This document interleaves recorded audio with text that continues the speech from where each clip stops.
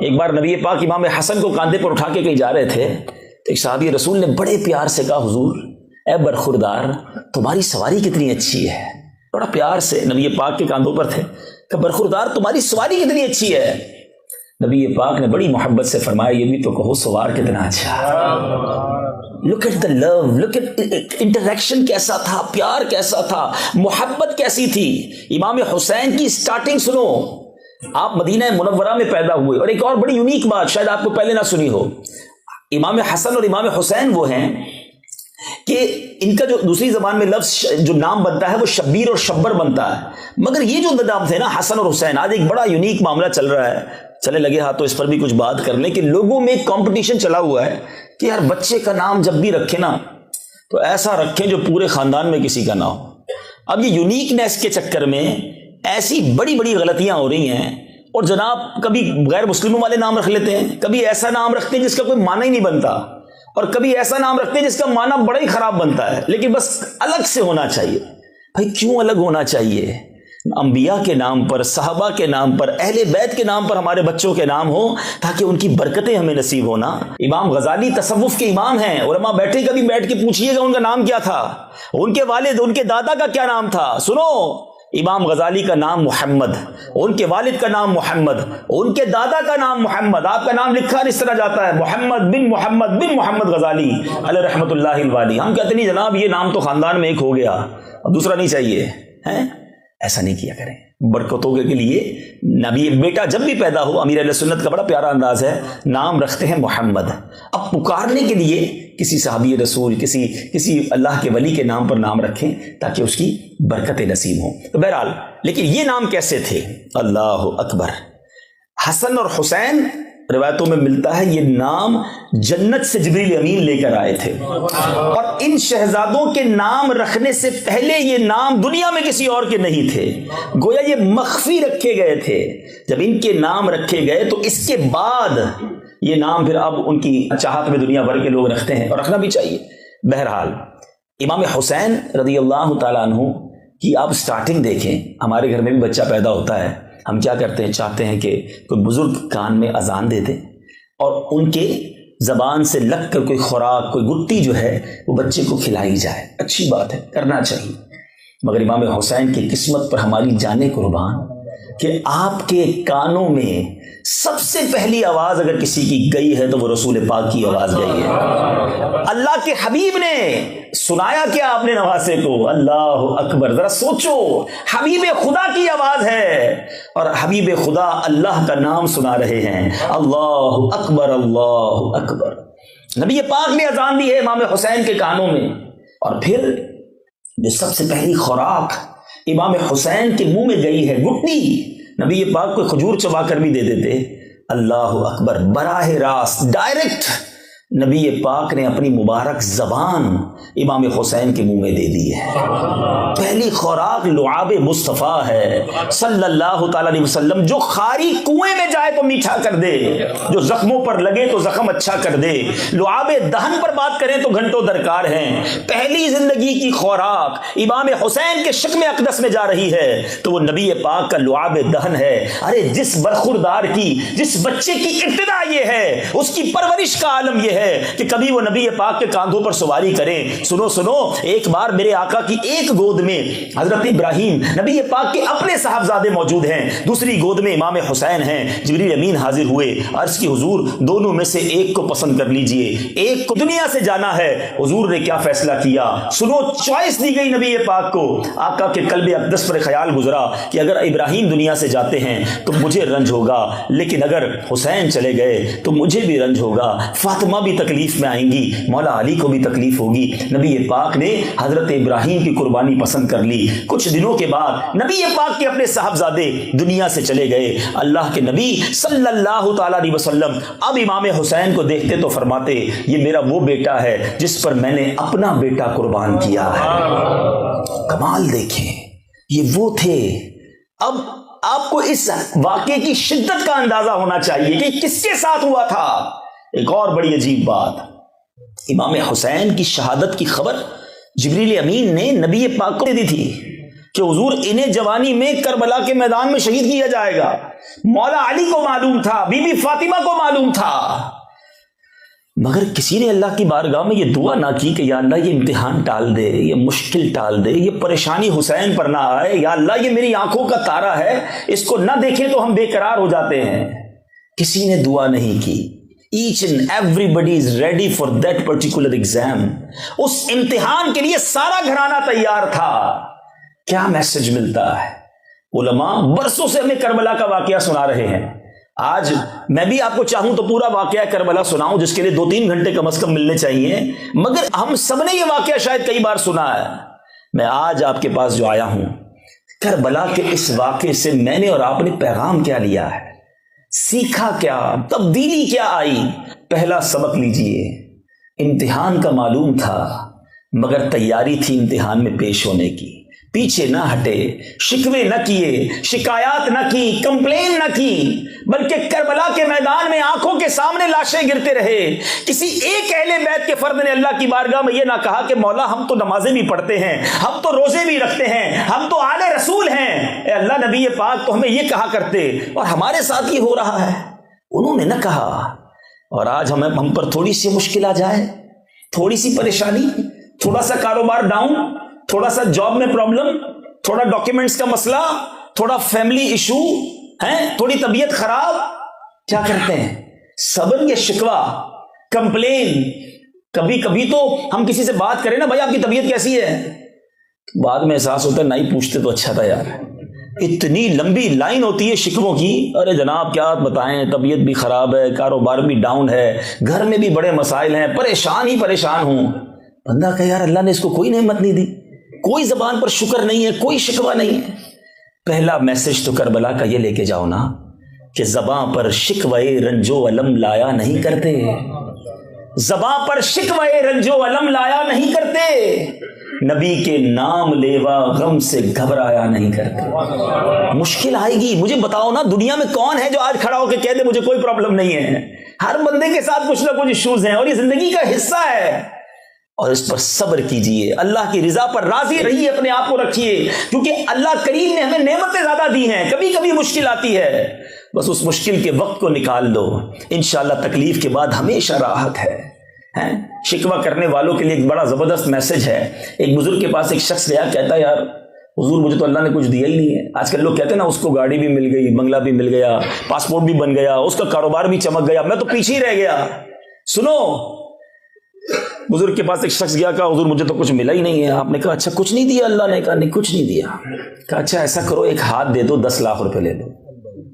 کہتا ہاتھ دے دوں گا تو پھر تو بغیر ہاتھ کے ہو جاؤں گا, زندگی کیسے گزاروں گا.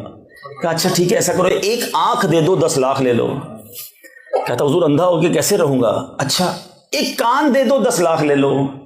کہتا بہرا ہو جاؤں گا حضرت, چہرہ ہی بگڑ جائے گا. اچھا ایک پیر دے دو, 10 لاکھ لے لو. وہ گنواتے گئے, وہ منع کرتا گیا. آخر بزرگ کہتے ہیں کمال کے شخصوں لاکھوں کروڑوں کی پراپرٹی لے کے کہتے ہو اللہ نے کچھ نہیں دیا ہے. سوچئے نا, ہاتھ پیر آنکھیں زبان سب سلامت, پھر کہتے کچھ نہیں ہے. پوچھو نا اندھے سے, کیسے وہ بلائنڈ زندگی گزارتا ہے جس کے ہاتھ نہیں, پیر نہیں, زبان نہیں. اللہ نے مجھے اور آپ کو کروڑوں سے اچھا بنایا. تھوڑی سی تکلیف پر کمپلین. قبلہ شیخ طریقت امیر اہل سنت ایک بڑا پیارا شعر لکھتے ہیں.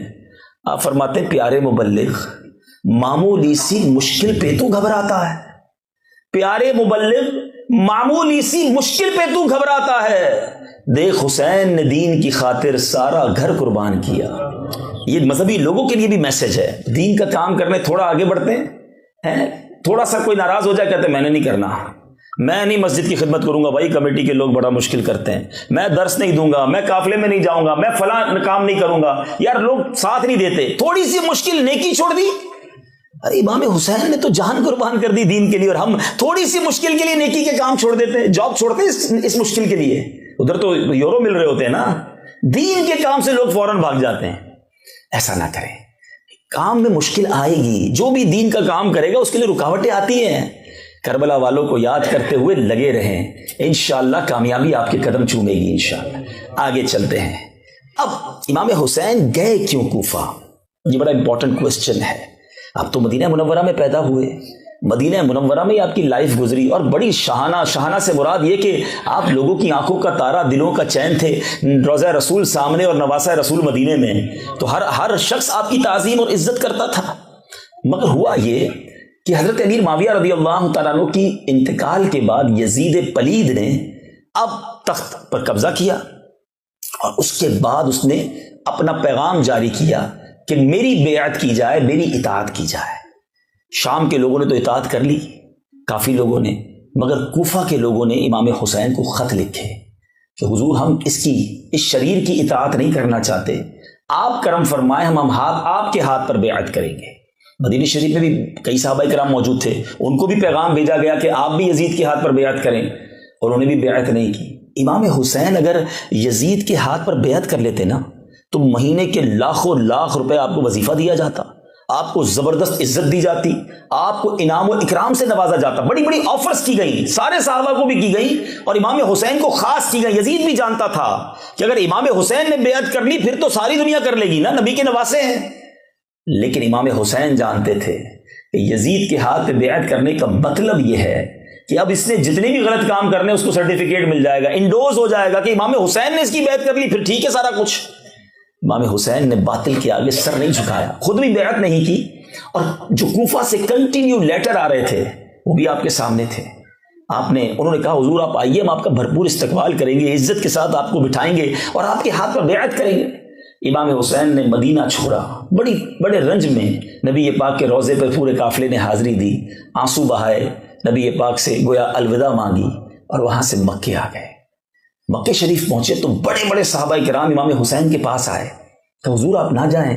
اچھا یہ بھی صحابہ کو پتا تھا کہ امام حسین نے شہید ہونا ہے، تو اب یہ بھی خوف تھا صحابہ کے دل میں کہیں وہی واقعہ نہ ہو کہ امام حسین جائیں اور وہاں جا کے شہید نہ ہو جائیں۔ بڑی کوشش کی، امام حسین نے کہا چلو پھر اس کی بیچ کی راہ یہ نکالتے ہیں کہ پہلے کوئی نمائندہ بھیج دیتے ہیں جو وہاں کے حالات تو بتائے کہ جو لیٹر لکھا ویسے ہی حالات ہیں کہ نہیں۔ اب جب یہ مشورہ ہوا تو پھر ڈیسائیڈ ہوا کہ حضرت مسلم بن عقیل رضی اللہ تعالیٰ عنہ کو کوفہ بھیجا جائے۔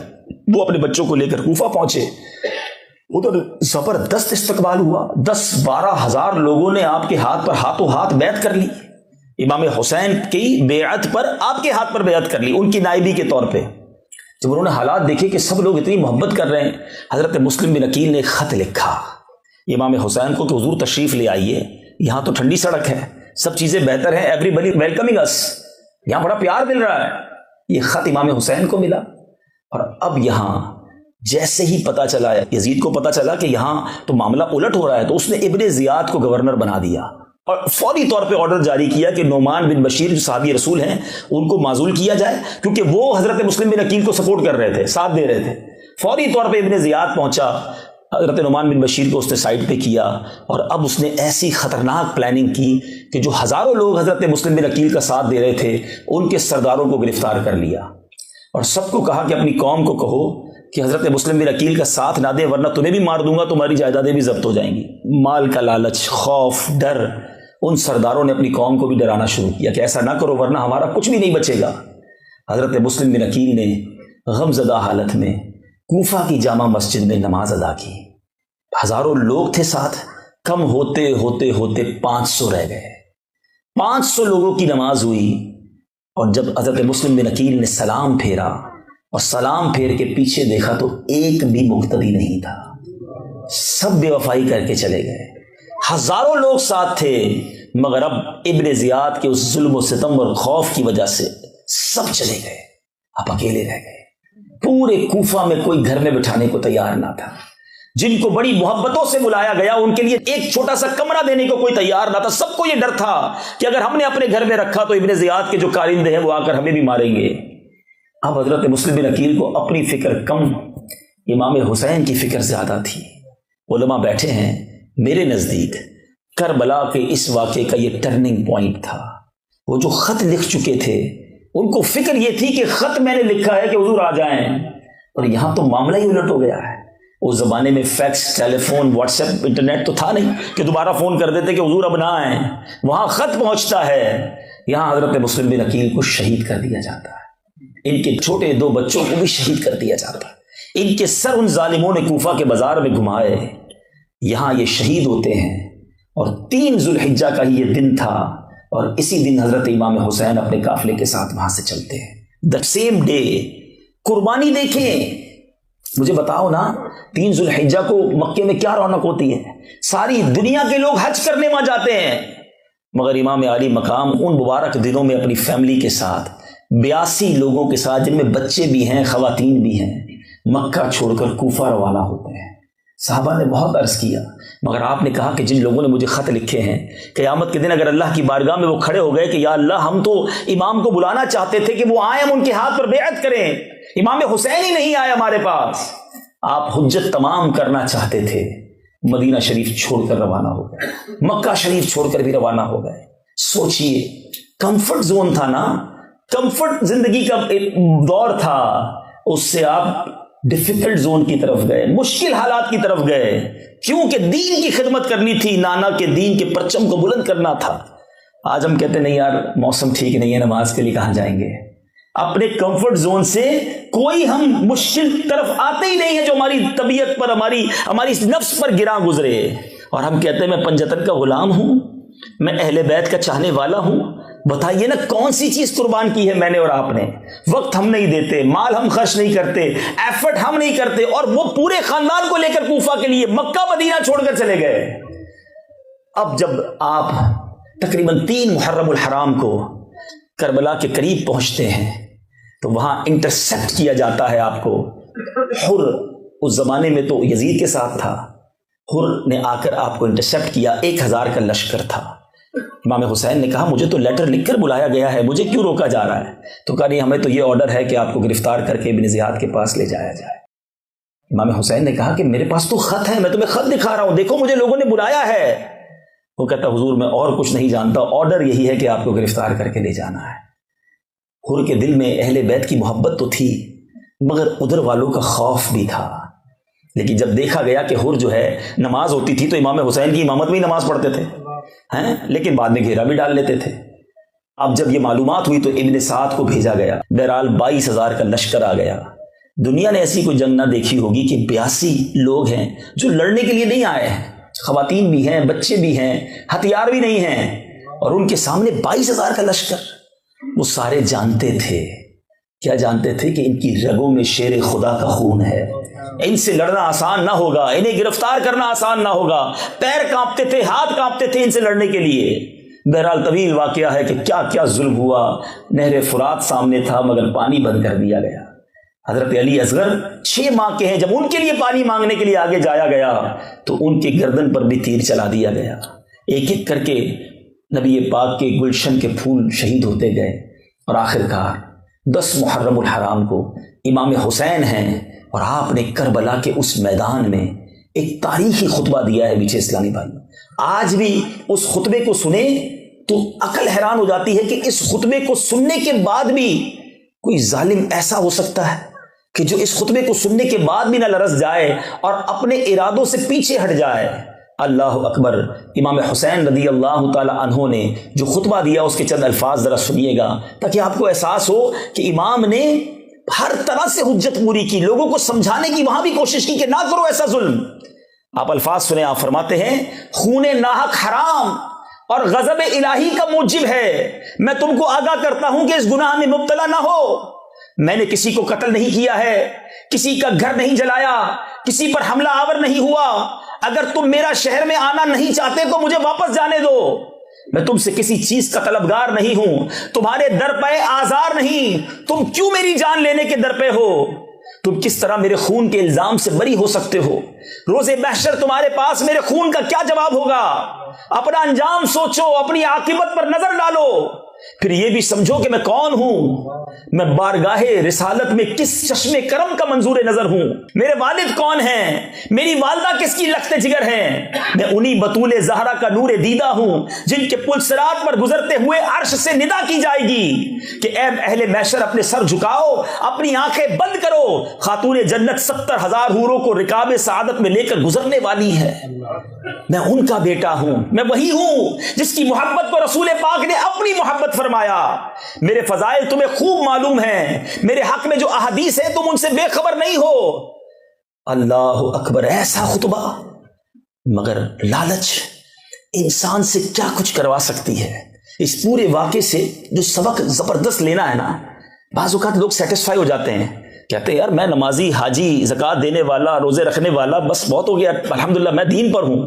یقیناً آپ اگر دین پر ہیں تو اچھی بات ہے، لیکن ایک بات سیکھنے والی ہے کہ اپنے آپ کو مطمئن نہ سمجھیں، اپنے آپ پر مطمئن نہ ہو جائیں. جب انسان پر اقتدار، مال اور ہوس کا نشہ آتا ہے، آپ بھی پاکستان سے خبریں آتی ہوں گی، سنتے ہوں گے، دنیا کے اور ملکوں سے بھی آتی ہیں، 4 سال، 5 سال، 6 سال کی بچوں کے ساتھ جو